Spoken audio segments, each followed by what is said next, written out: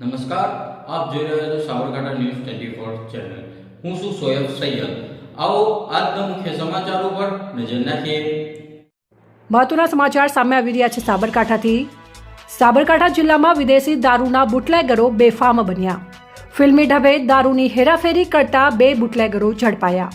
વડાલી તાલુકામાં બુટલેગરો વિદેશી દારૂની હેરાફેરી કરતી ગાડીને રોકતા બુટલેગરો ફિલ્મી ઢબે ફરાર થયા.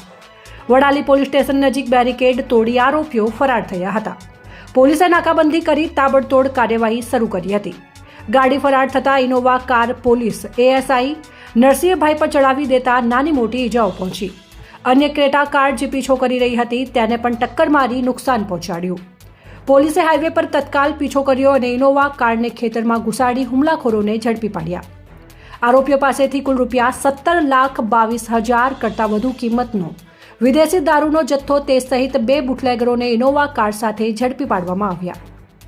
વડાલી લોકલ પોલીસ સહિત એલસીબીની સંયુક્ત કામગીરીથી સમગ્ર ઓપરેશન સફળ બન્યું. આરોપીઓ વિરુદ્ધ કાયદેસરની કાર્યવાહી હાથ ધરી. 2 બુટલેગરોને ઝડપી વિદેશી દારૂ ક્યાંથી લાવ્યા ને કોને આપવાનો હતો તે દિશામાં વધુ તપાસ હાથ ધરી. અહેવાલ ભરત પટેલ, સાબરકાંઠા. સાબરકાંઠા ન્યૂઝ 24 ને સબસ્ક્રાઇબ કરી લાઇક કરવાનું ભૂલશો નહીં, જેથી આવનારા સમયમાં ઝડપથી આપના સુધી સમાચાર પ્રાપ્ત થઈ શકે. સોએબ સૈયદ, સાબરકાંઠા.